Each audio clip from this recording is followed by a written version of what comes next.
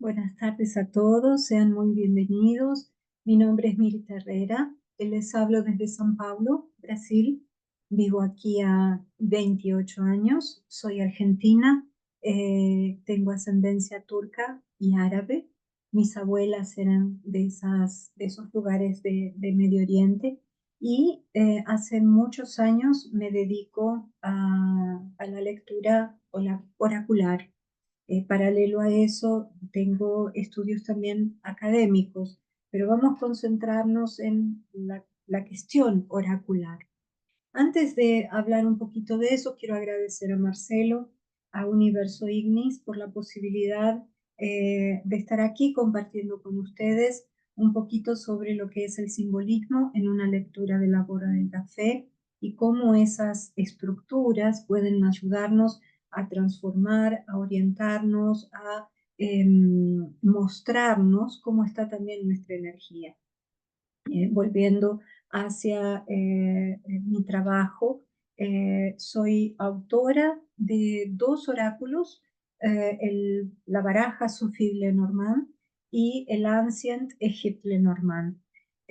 Trabajo con tarot egipcio, doy clases de tarot egipcio y soy fundadora de la Escuela Internacional de Lectura de la Borra de Café Zulma Islam.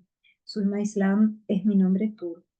El intuito de crear esta escuela fue poder divulgar la lectura de la Borra del Café y traer de diferentes lugares del mundo diferentes formas, diferentes abordajes en relación a esas estructuras eh, simbólicas. Y por otro lado, para también compartir con quien interese la historia del café, el desenvolvimiento del café y las costumbres del café en Medio Oriente.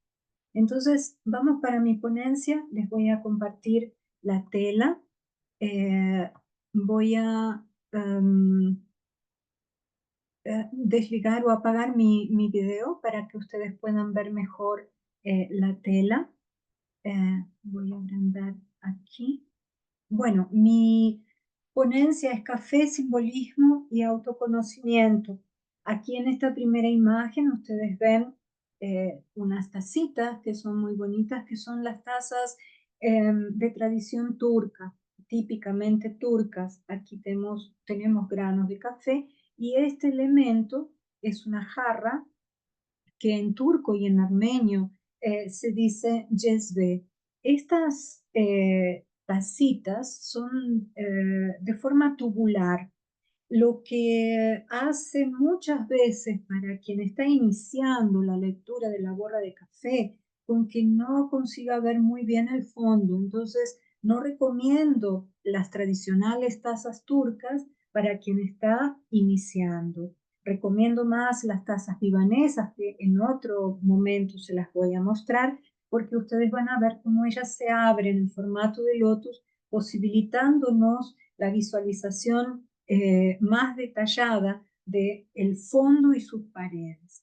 En relación a dónde nace, de dónde viene el café es de origen africano, crece, no nace, crece en Etiopía y es un arbusto que tiene hojas bien brillantes. Existen infinidades de denominaciones en relación al café. Café arábica, café robusta son los más conocidos, pero hay muchísimas a nivel botánica, muchas o diferentes clasificaciones. A lo largo de las ramas del café crecen flores. Esas flores son pequeñitas, no son tan pequeñitas, son pequeñas, son de color blanco, tienen un aroma leve de jazmín y tienen un formato de estrella. Cuando esas florcitas caen, dejan en la base, aquí en la base, dejan una protuberancia. Esa protuberancia crece a lo largo de más o menos 6 meses, cambiando de un color bien verde o de un color verde claro, pasa a un color rojo. En este estadio o en este momento se denomina cereza o cereza, ¿no? El grano, sí, eso, el fruto de la cereza porque se parece a la cereza. Bueno, dentro de cada fruto tenemos dos granos de café. O sea, es un arbusto, es una planta dicotiledónea. Esos granos están envueltos en una membrana que tiene un sabor un poquito levemente dulce, que cuando se despolpa, se lava, se separan esos granos, pasa por todo un proceso de despolpar, de lavar, de secar, de tostar, de moler, hasta que llega a nuestras casas. Eh, Dentro de las tradiciones con el café en Etiopía, todavía se mantiene una tradición que es un ritual, es el ritual de la prosperidad o el ritual de la fertilidad que se hace en el momento de la colecta del café.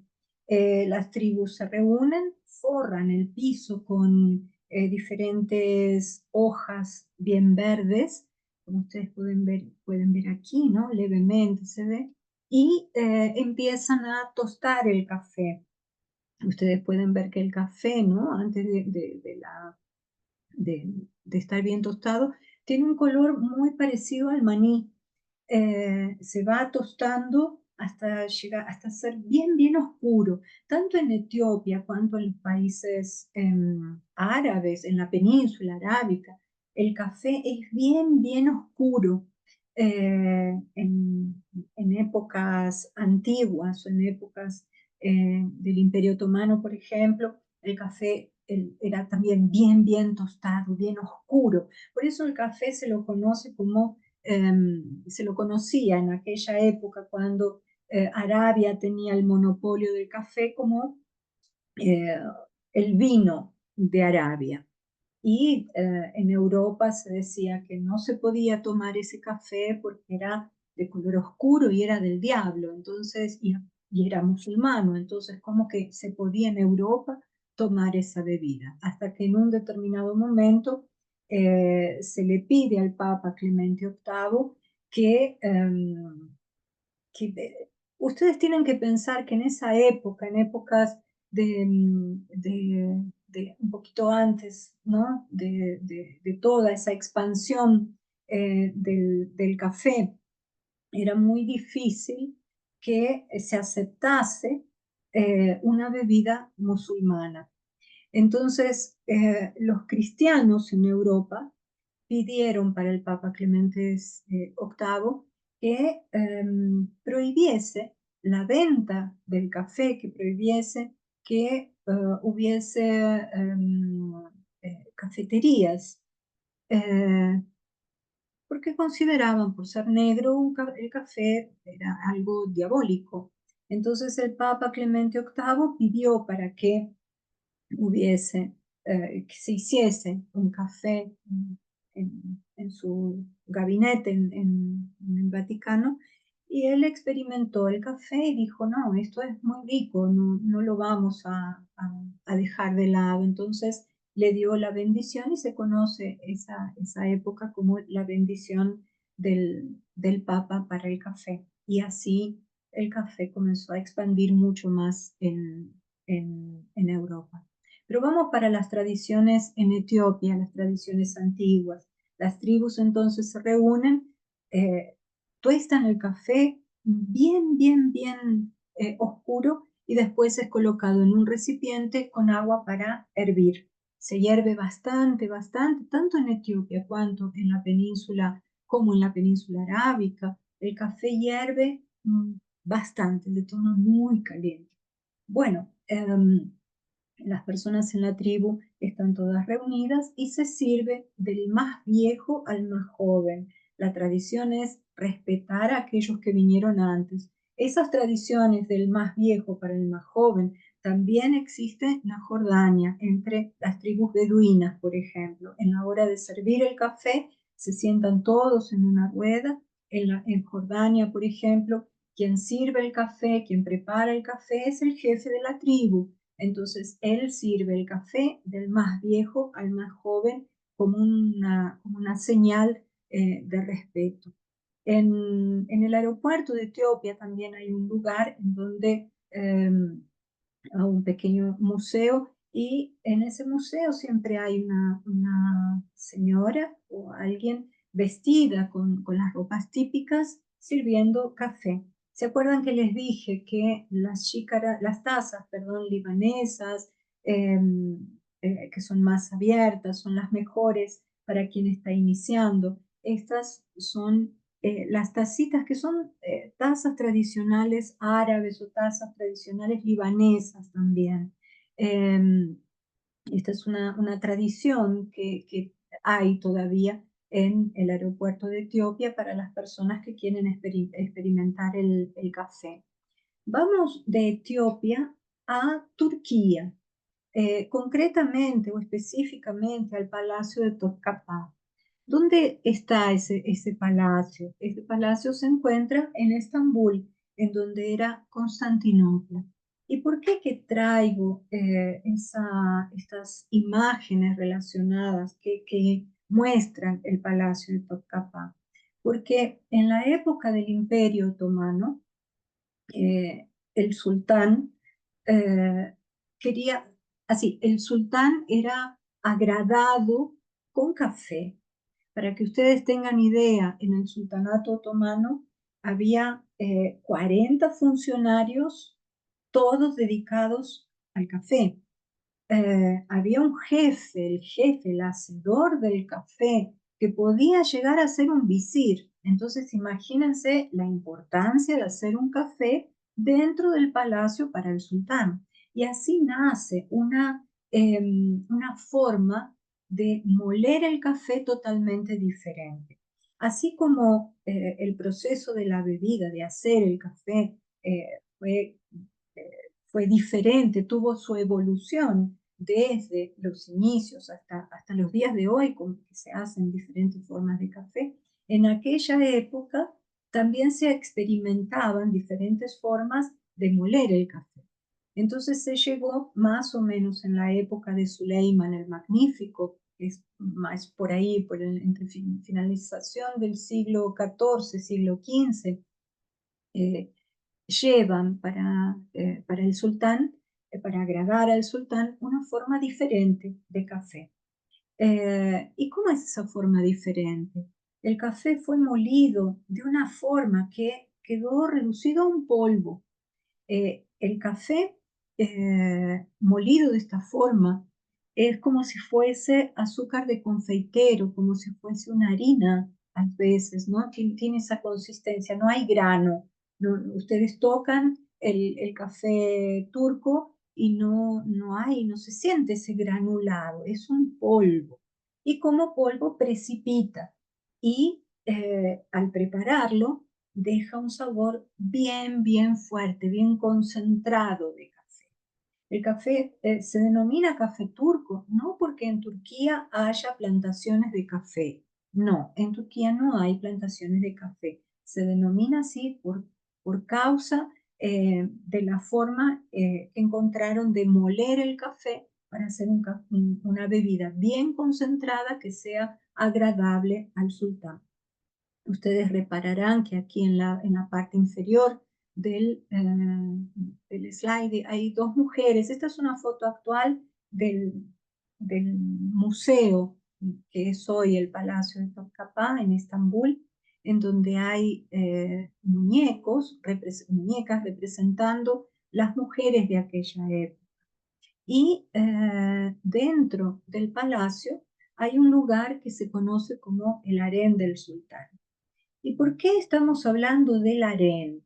Aquí en este harén es un lugar en donde se concentraban las mujeres, en donde vivían las mujeres, en donde ellas aprendían a danzar, a bailar, en donde aprendían a tocar música, en donde aprendían un sinfín de cosas. Y cada una de ellas venía de diferentes lugares, no necesariamente eran turcas. Podrían venir de Armenia, podrían venir de Grecia, podrían venir de cualquier otro lugar del mundo, inclusive Italia. ¿Por qué? Porque era una época de expansión del Imperio Otomano, era una época de conquista de territorio y infelizmente en esa época había la mujer y también el hombre hacía parte de monedas de troca. Entonces, por ejemplo, si Turquía conquistaba un territorio, eh, probablemente la hija del príncipe, del rey o del jefe de aquel lugar iría a ser llevada al palacio, al harén. Y también dentro de ese harén había mujeres que venían de otros países, no que venían, eran traídas para agradar al sultán.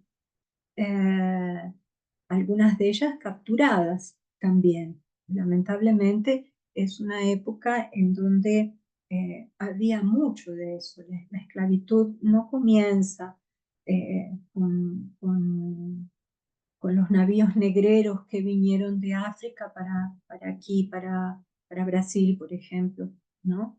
Ya en aquella época existía mucho de la esclavitud, de la moneda de troca, ¿no? Por cuenta de los territorios. Bueno, en fin, ese es otro asunto. Eh, ¿Qué es lo que pasaba dentro de este harén?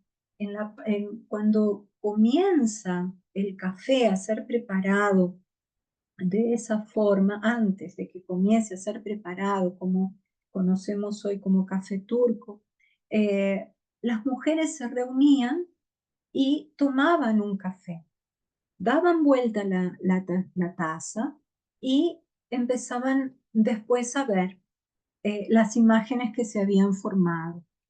Quien tuviera la imagen del sultán, entonces esa noche o en las próximas noches sería la favorita.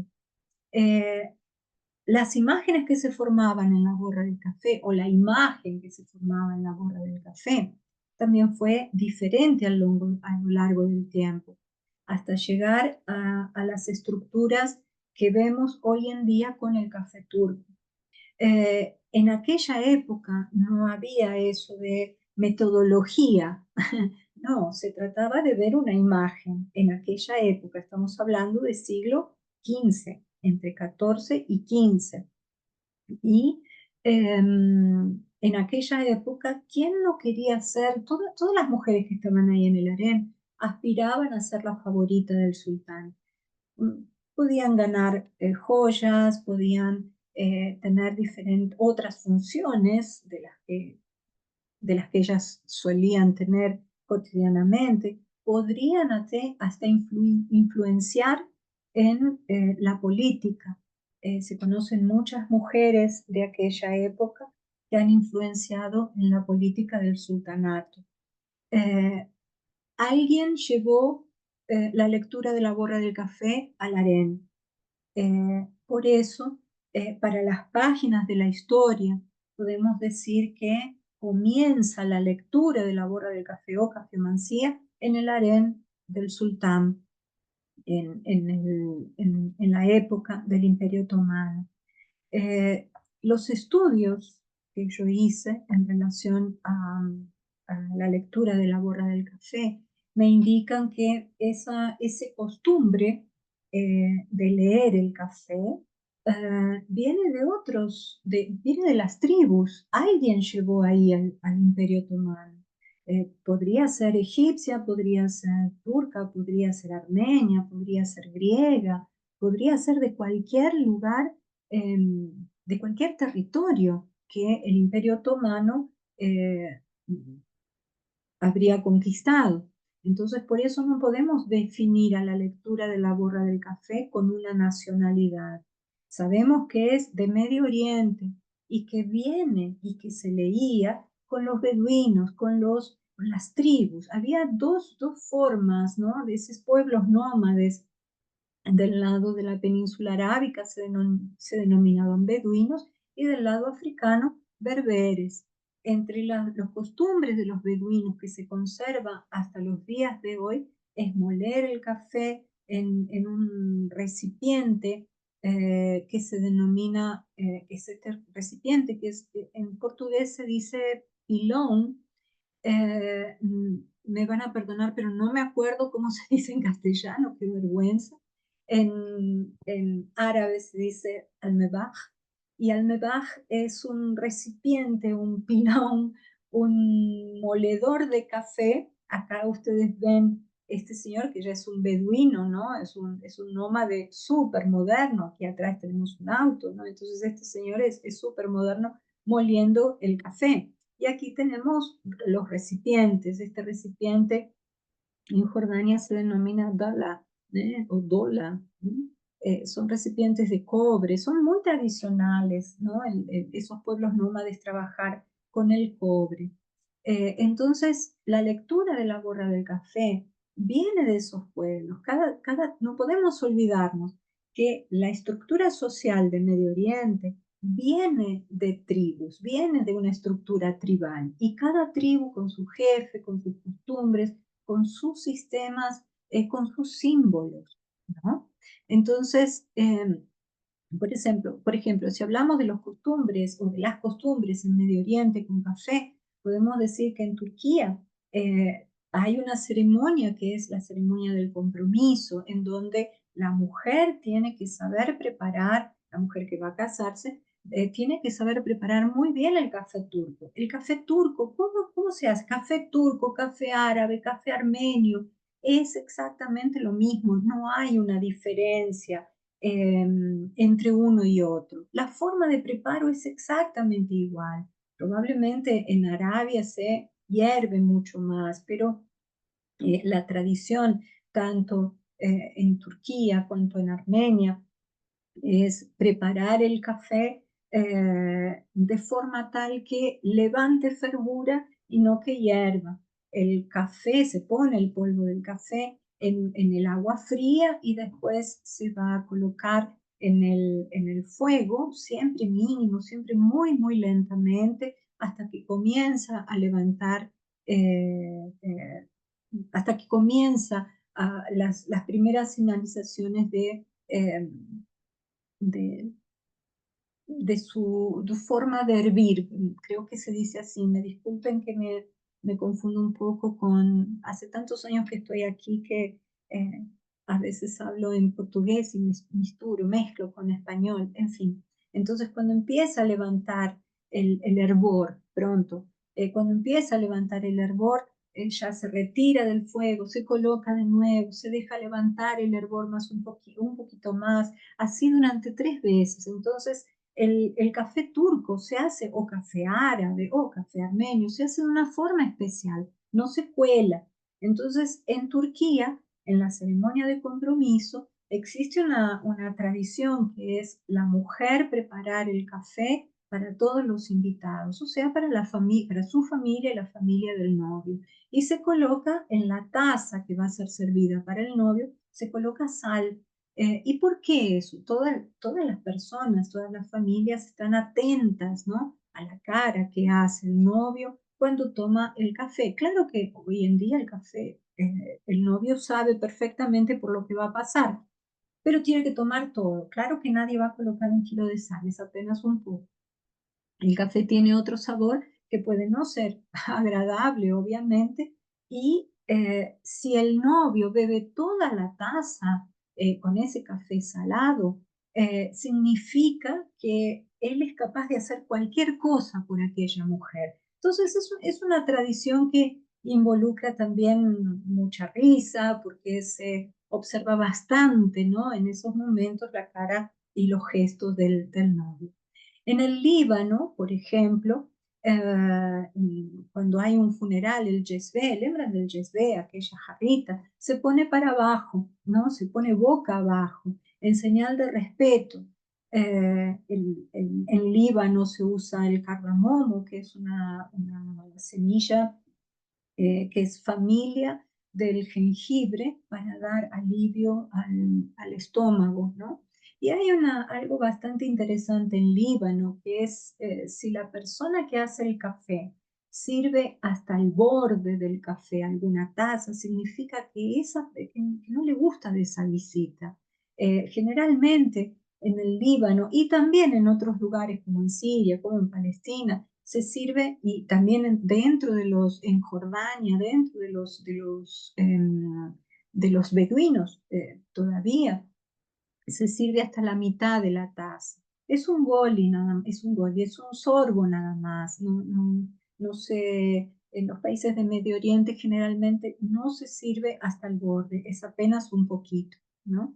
En Siria, este recipiente para hacer el café se llama dalag y se hierve, como dije antes, unos 10 minutos. En Palestina hay una historia que cuenta que un poeta llamado Mahmoud Derush eh, era, hizo una poesía muy famosa que fue escrita en homenaje a su mamá, que lo fue a visitar en la prisión. La madre a él le encantaba el café, le gustaba el pan. Y, su mamá le fue a llevar café y pan, pero el soldado que estaba custodiando no la dejó entrar y derrubó todo el café en el piso, el pan, en fin, y su mamá comenzó a llorar y el hijo entonces no pudo tomar su café ni comer su pan. Entonces esa situación toda se transformó en una poesía. El café turco es patrimonio inmaterial de la humanidad. Esto una determinación de la UNESCO en 2013. Y el café es patrimonio inmaterial de la humanidad en 2015. El café en líneas generales, el café turco en 2013, el café en forma general en 2015. Bueno, aquí tenemos otro yesbe y se sirve siempre en Turquía. Esta es una taza tradicional con un dulce, que son los dulces típicos, ¿no?, de Turquía. Eh, ¿Se acuerdan que les dije que es importante para quien está iniciando la lectura de la borra del café el tipo de material que tenga? Es importante que la taza sea como si fuese abierta en flor de lotus. Aquí tenemos varias estructuras, ¿no? Que ustedes pueden ver y de cómo es una taza abierta, entonces podemos ver qué es lo que hay cerca del fondo. Aquí en esta parte, cerquita del fondo, tenemos el pasado. Recordando que existen muchas formas de leer pasado, presente y futuro en una lectura de la borra de café. No todas las personas entienden que el pasado está aquí en el fondo, no en el fondo, y sí cercano al fondo. Pasado, presente, futuro. El futuro está en el borde, pero no todo el mundo entiende de esa forma. Esta es una forma típica en Turquía en la actualidad de leer la borra del café. Estas son las tazas que son típicamente, perdón, típicamente turcas, lo que dificulta leer esa parte, ese pasado, presente y futuro que les había dicho, con una imagen, con una estructura tubular.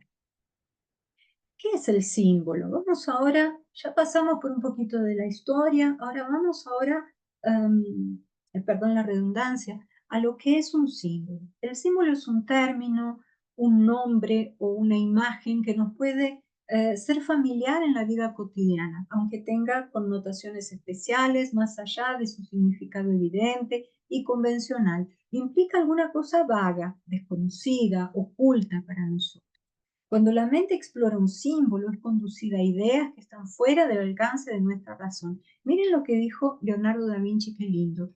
Él escribió en su cuaderno de notas que no debe ser difícil para ustedes eh, parar muchas veces para poder observar las manchas en una pared, en las cenizas de una hoguera, en las nubes, en la lama, o en otras cosas del género, en las cuales con certeza van a poder encontrar ideas verdaderamente maravillosas. ¿Quién no mira las nubes y ve formatos? Cuando uno enciende una vela, uno mira el formato de la llama, el residuo que deja una vela también lo miramos. O muchas veces cuando estamos en el mar, las ondas van dibujando en la arena. Entonces, para quien es muy observador, todo eso acaba trayendo un elemento simbólico que nos hace pensar, pensar y pensar. Entonces lo que dijo Leonardo da Vinci me pareció realmente bien bonito.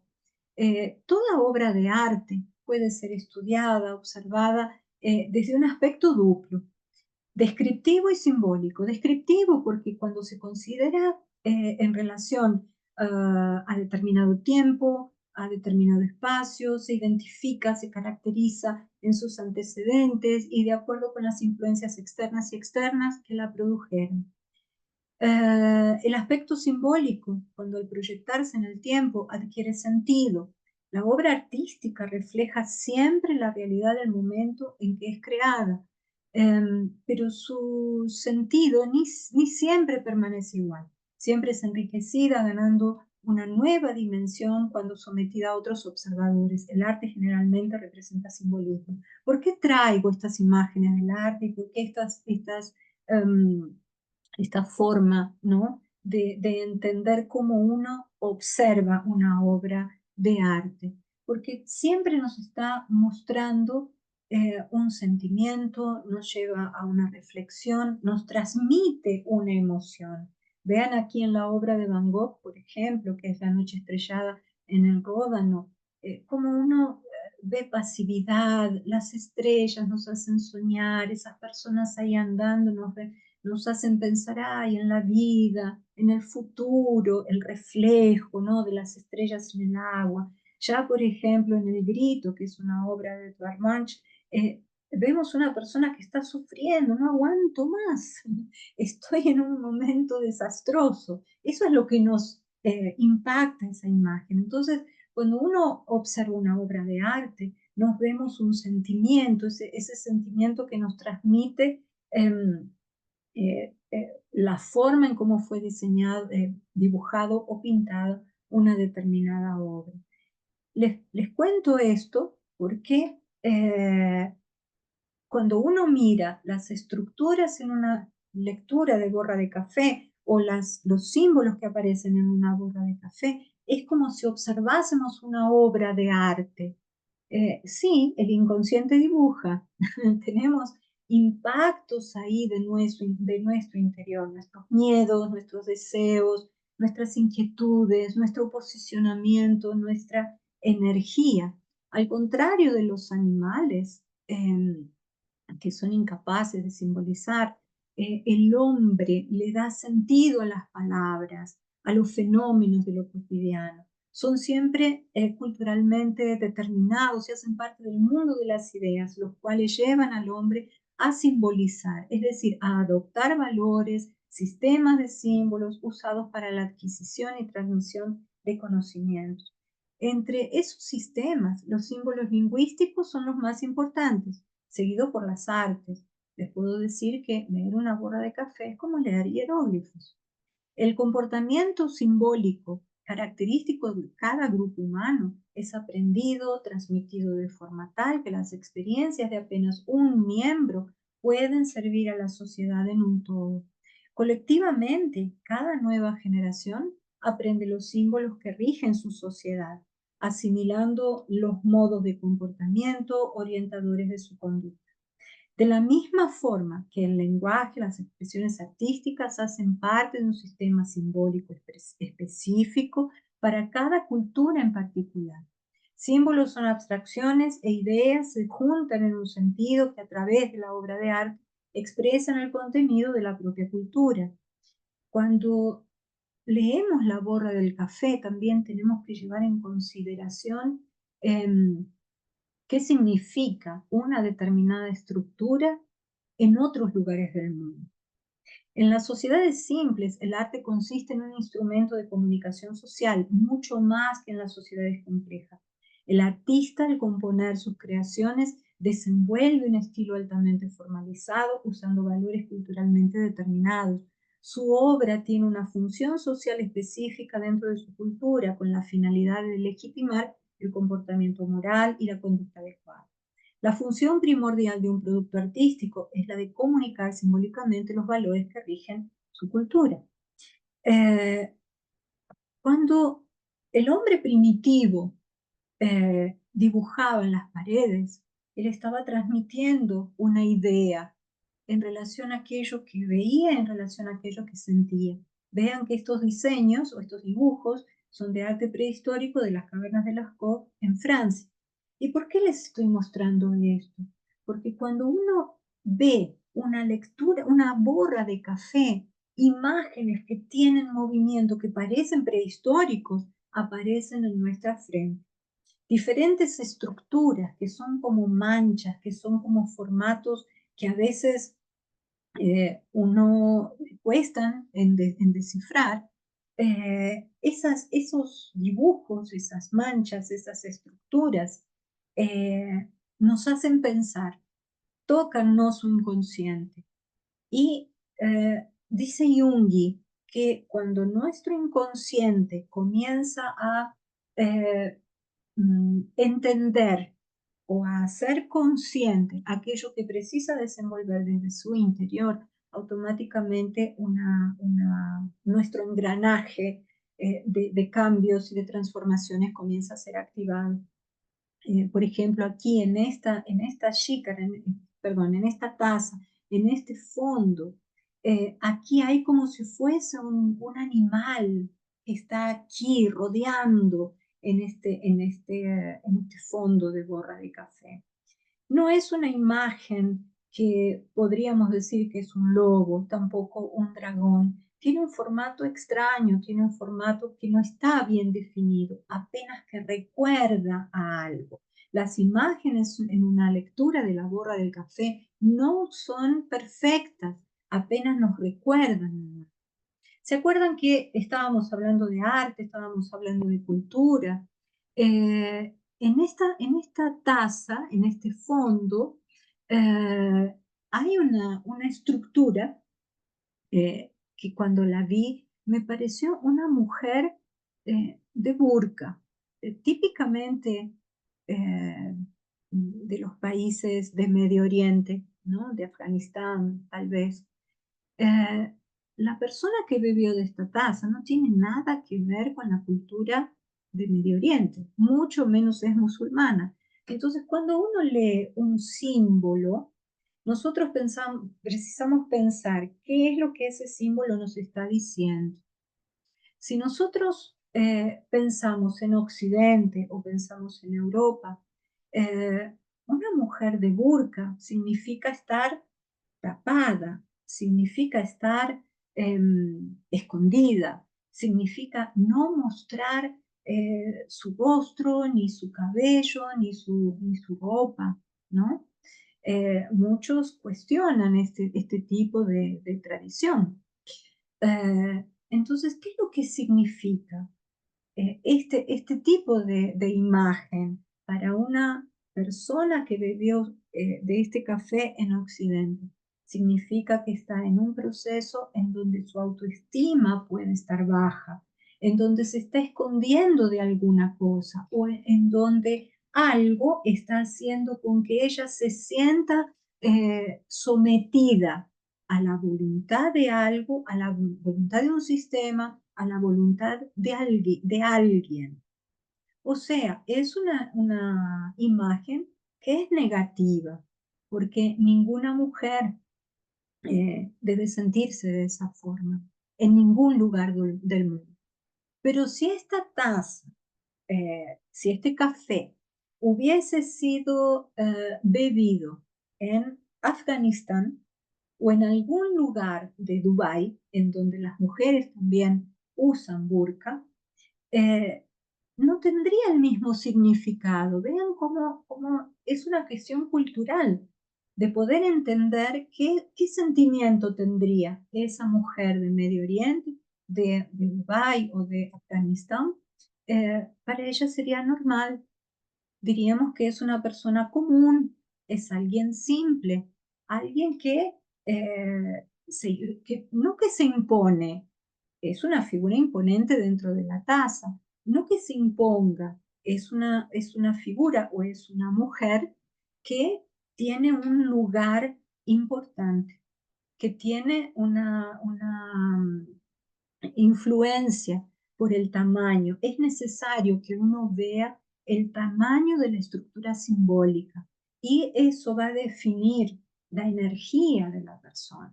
Aquí en Occidente y en Europa es algo totalmente diferente el sentido de esta imagen, pero en Dubái o en algún país en donde la mujer use burka es una cuestión cultural, no es algo que le moleste. Claro que en Afganistán existe una imposición, eso ya es otra historia, no vamos a discutir sobre eso, pero muchas mujeres que usan burka lo usan porque es su cultura y porque se sienten probablemente bien así. Entonces, esta figura, por ser una figura grande en esos países, significaría que es una persona que tiene una personalidad fuerte, que no que se impone, que su presencia es importante, es una gestora, porque dentro de su barriga, aquí hay un montón de figurillas claras, ¿no? Que muestra como si fuese una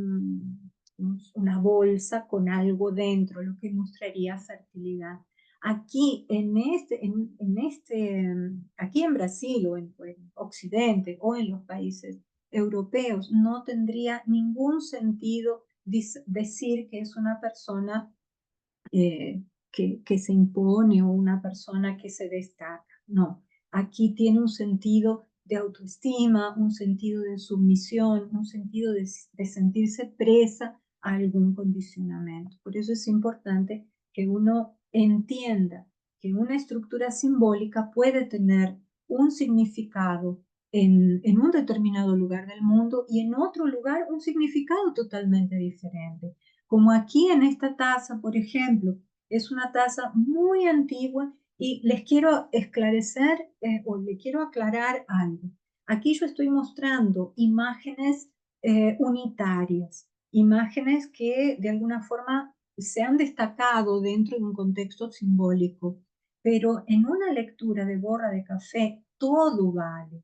Es necesario ver el elemento simbólico como una figura principal, cuál es la figura principal, qué es lo que tiene arriba, qué es lo que tiene abajo, qué es lo que tiene en el pasado, qué es lo que tiene en su futuro, qué es lo que carga por atrás, en fin, cómo se posiciona, a dónde está mirando, cuál es el tamaño de esa estructura toda. O sea, cuando uno ve una obra de arte, no vemos apenas las estrellas como en aquella imagen, en aquella pintura de Van Gogh. Nosotros enxergar no, nosotros vemos todo un contexto, todo un paisaje, toda una paisaje. Entonces, en la lectura de la borra del café, también hacemos la misma cosa. Tenemos que analizar todo, inclusive la parte blanca, porque el blanco o toda esta parte que está vacía no quiere decir que no hay nada.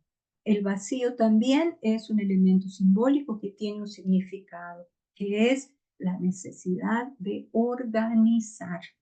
Cuando existe en diferentes tazas que aparecen grandes vacíos, significa que la persona no tiene foco, que se está perdiendo, ¿no? En su rutina. Y vean cómo saber identificar un determinado proceso nos ayuda y ayuda a quien bebió de la taza a tomar conciencia de lo que precisa hacer. Bueno, preciso organizarme, preciso enfocar más, preciso ser objetiva, no me puedo perder en un montón de cosas, ¿no? Yendo a la imagen principal, aquí se las marqué, porque quiero que vean, tal vez para quien no está habituado con las imágenes que forma una borra de café, puede ser que les resulte nada ver. como puede ser que no vean nada, como pueden ser que sí lo identifiquen. Depende mucho no de su capacidad de visión, no pasa por ahí, tampoco pasa por su intuición, pasa por lo habitual. Cuando uno está habituado a ver determinadas estructuras, uno ve. Para quien no está habituado, no ve nada. Entonces, no se preocupen si no consiguen ver, apenas observen, observen calmamente. La lectura de la borra del café, así como la lectura de las hojas de ya, que es su oráculo madre, que viene de la China, nos enseña a observar pacíficamente, a tranquilizarnos, a observar y ver desde la tranquilidad. Desde ese punto tenemos que comenzar a visualizar. Aquí, por ejemplo, yo vi en aquel momento un señor con una nariz inmensa, típicamente árabe, barbado, con los ojos profundos, como si aquí alrededor tuviese una túnica. Era la época que estaban buscando a Osama Bin Laden. Entonces, cuento siempre esta historia porque fue muy significativo. No habían encontrado a Osama Bin Laden. Y yo le dije al señor que había bebido del café, bueno, están buscando a Bin Laden y está en su taza. ¿Y qué significa eso? Para nosotros occidentales, para los países de Europa, Osama Bin Laden es históricamente un terrorista. Entonces, este símbolo de esta imagen nos transmite terrorismo. En una borra de café podemos ver inclusive no solo figuras históricas como figuras del cine, podemos ver números, podemos ver partes del cuerpo humano, podemos ver eh, letras, en fin, figuras míticas, eh, cosas amorfas, estructuras que pueden señalizar o que pueden representar una bandera, por ejemplo. En este caso, un árabe. Y ese árabe me dio toda la impresión de ser Osama Bin Laden. Eh, esa, esa, ese símbolo del terrorismo hizo mucho sentido para este señor porque en esta parte de la xícara, de la taza de café, era una región o es una región que fue definida como el área de las finanzas. Y él estaba realmente aterrorizado porque tenía muchísimas deudas y realmente no sabía qué es lo que iba a hacer. Entonces estaba presionado de todos lados y estaba sintiendo eh, estaba así sintiéndose, ¿no? En un proceso de terrorismo, banco, gerente, cheques, en fin, un desastre. Entonces, sí, eso significaría aquí en Occidente y en los países de Europa. Mas imaginen ustedes si esta taza hubiese sido abierta en el medio del Talibán. Sería una taza bendita. ¿Por qué? Con bendiciones. ¿Por qué? Porque un líder estaría ahí presente. Quiero que les quede claro esto, que las diferencias culturales van a definir el símbolo. En Medio Oriente puede significar una cosa, aquí en Occidente y en Europa puede significar otra. Y es muy importante que cuando estudien simbolismo o estudien en la lectura de la borra del café, abran su mente para estudiar cada símbolo relacionado con diferentes culturas. Aquí, por ejemplo, en el fondo de la taza de café hay letras y estas letras forman una palabra. Aquí, por ejemplo, están esas palabras que significa Alá, Alá dentro de una taza turca. ¿eh? Es importante ver las densidades, qué hay alrededor de esas letras. Hay mucha concentración, hay poca concentración, mucha concentración de borra va a negativar estas palabras. O sea, ¿saben cuando un arcano del tarot es muy positivo, pero salen dos o tres extremadamente negativos, arcanos menores? Ejercen en ese arcano mayor una influencia negativa, disminuyen su cualidad, su potencial positivo. Lo mismo pasa aquí en una borra de café. Si hay mucho acúmulo de borra alrededor de una palabra o de un elemento simbólico, disminuye la calidad del símbolo. O sea, Alá significa Dios, es la fe. Tal vez esta persona estuviese precisando reconectarse, ¿no? Con sus creencias, con su fe. O tal vez puede ser un fanático. También puede pasar eso. Eh, Podemos ver vidas anteriores, por ejemplo, toda imagen que sale del fondo de la borra tiene una relación con otras encarnaciones. Aquí vemos una mujer española. Me voy a apurar un poquito porque no sé cómo estamos con el horario. Eh, Aquí veo una mujer que tiene, ¿saben? Aquel peine, ¿no? Que no sé cómo se llama en español, con un velo, ¿no? Un pañuelo bien grande, la mano en la cintura, parece una mujer española. Figuras danzantes pueden verse en una borra de café, dedos pueden verse en una borra de café, y todo lo que salga del fondo y que se expanda por la pared puede muy bien estar asociado a cualidades que traemos o que la persona trae de otras encarnaciones. eh, Otras figuras que pueden aparecer, por ejemplo, aquí en esta a la derecha, un cuello grande, fino, una cabeza que me dio toda la impresión que era una momia egipcia. ¿Podemos hacer esas asociaciones? Sí, todo lo que nosotros conocemos, todo lo que estudiamos, lo podemos relacionar. Un elemento simbólico una vez reconocido, eh, trae para nosotros o trae para quien está leyendo y para la persona que está escuchando un gran potencial de transformación. Porque si, por ejemplo, si asociamos esta imagen, que para mí es el perfil de una momia, ¿no? Me pareció que era Tutmosis III aquí. Como yo soy egiptóloga también, entonces tengo facilidad en reconocer elementos egipcios, símbolos egipcios, letras egipcias, jeroglíficos, en fin. Entonces, ese universo lo conozco. Entonces, en esta taza, si tengo que hablar sobre la personalidad, porque un elemento simbólico también puede hablar de la personalidad de quien bebió, puede hablar de su miedo también, puede hablar de sus inseguranzas, puede hablar de su posicionamiento. Entonces aquí Tutmosis III era conocido como un estratega, ¿no? Es un militar, un estratega, sí, bastante importante en su época.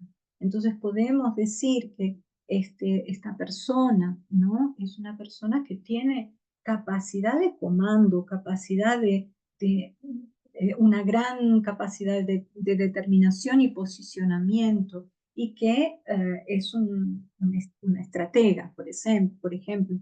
Aquí en esta otra imagen, muy sutilmente se ve Shiva Natahara, que es el dios de la danza. Aquí hay una imagen con muchos brazos. No se preocupen si ustedes ven alguna imagen que otras personas no ven, porque cada cafiomancista o cada cafiomante ve de forma diferente. Tenemos diferentes culturas, diferentes grados de visión, tenemos diferentes formas de pensar, diferentes criaciones, somos criados de formas diferentes, ¿no? Aunque estemos en una misma sociedad. Entonces, muchas veces cuando uno ve una imagen que parece borrosa, que parece, no, o sea, que parece algo confuso, pero que toca tu inconsciente y te dice, no, un dios indiano, no tengas miedo de decirlo, no tengas miedo del cuestionamiento. Yo ya escuché mucha gente diciéndome, solo vos podés ver eso. No, no es por ahí. Eh, Todo símbolo impacta en nuestro inconsciente. Entonces no hay que tener ni miedo ni vergüenza de decir lo que uno está viendo. Eso pasa mucho, les comento esto porque pasa mucho con mis alumnos, de tener miedo de decir que vieron, por ejemplo, un chimpancé, o que vieron una manzana, o que vieron no sé, un diente. Parece algo tan simple, o algo tan nada a ver, que causa ese recelo de decir, no tengan miedo, porque con certeza, una vez identificando el elemento simbólico, ustedes van a poder desenvolver una narrativa que sea coherente en relación a aquello que están puntuando. Si están hablando de la personalidad, esta figura va a hablar de la personalidad. Si está en una área de finanzas, de dinero, esta figura va a hablar del dinero. Si está en una área de amor, también va a hablar del amor. Entonces es importante que definan una metodología para que puedan organizar esas estructuras que están presentes en una lectura de la borra de café. Como por ejemplo aquí abajo tenemos una cabeza de caballo que me dio toda la impresión que era el caballo del ajedrez. Y aquí un martillo. ¿Qué es el caballo qué es el ajedrez? Uno tiene que ir asociando qué es un caballo de ajedrez. ¿Qué es el ajedrez? Es un juego para pensar, es un juego de estrategia, es una competición de estrategia. Si hay un martillo atrás de la cabeza, es porque algo está martillando mi cabeza y no me deja pensar. Y vean cuántas imágenes oscuras alrededor. ¿Se acuerdan que todo lo oscuro negativizaba un elemento simbólico? Entonces aquí esta persona no está teniendo una estrategia de vida, no está teniendo una estrategia saludable en su carrera, en su dinero, inclusive en el amor. Puede estar realmente equivocándose de cómo conducirse dentro de un relacionamiento.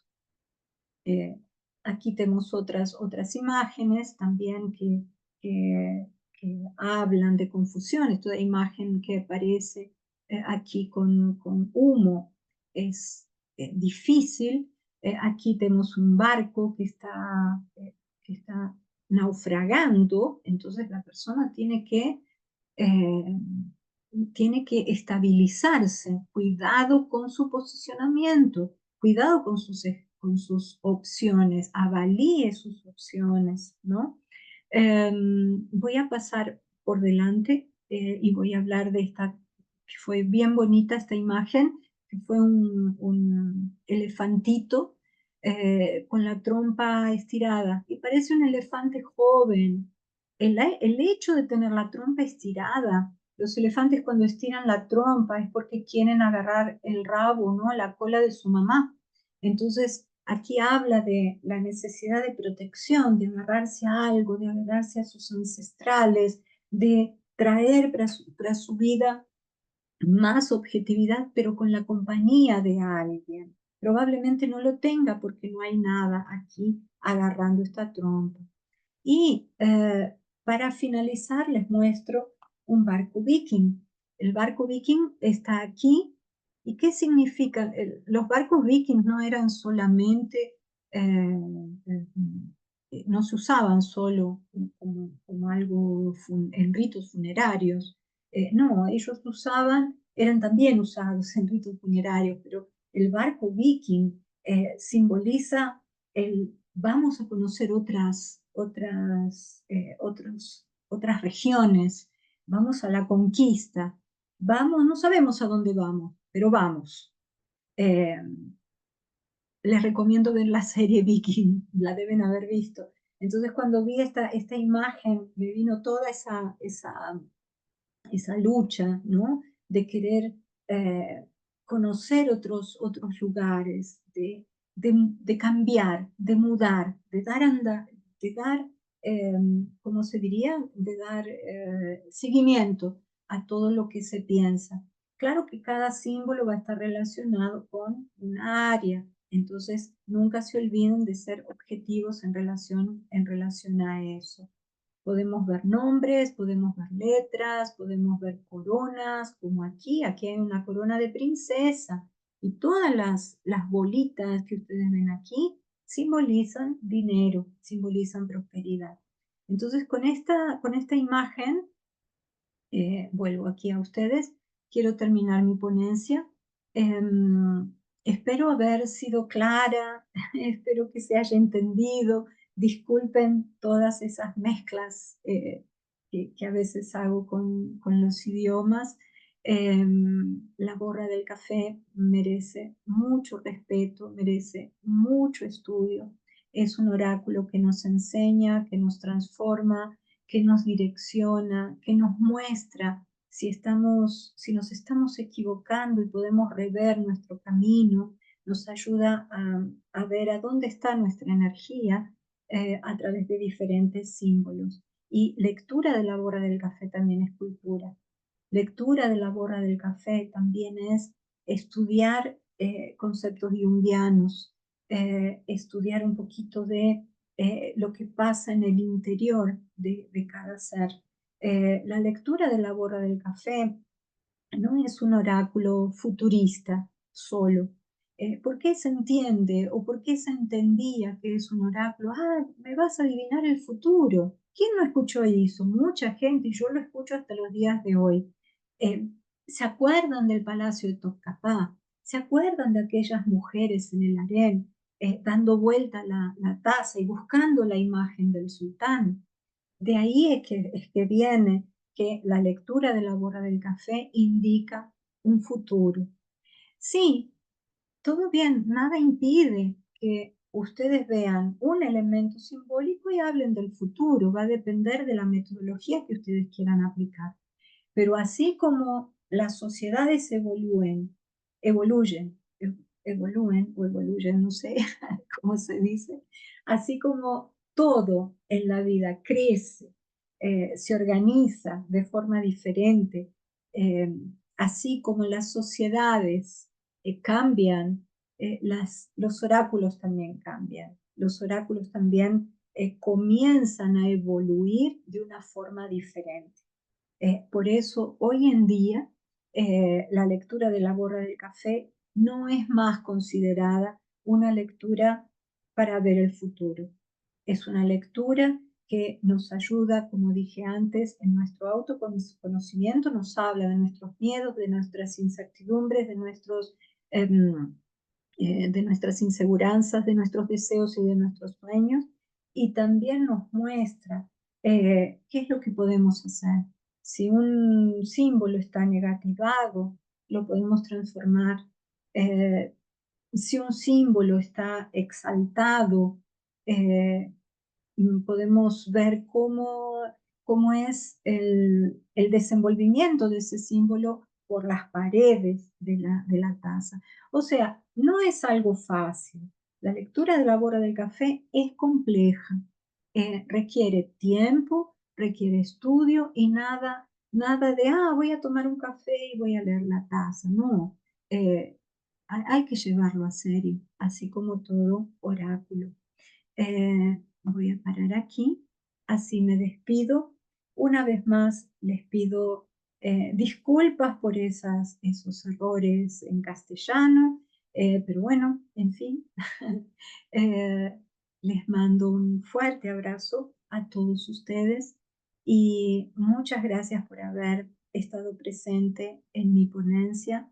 Espero haberles ofrecido un poquito de mi conocimiento en relación a la lectura de la borra del café y que muchos de ustedes comiencen a estudiar, comiencen a eh, integrarse un poco con ese blanco, negro, negro, blanco, con esas estructuras simbólicas que tanto representan de nuestro interior.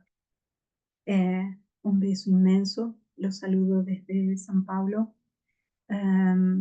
Selamun aleikum, fiquen con Dios. Hasta otro momento y hasta siempre.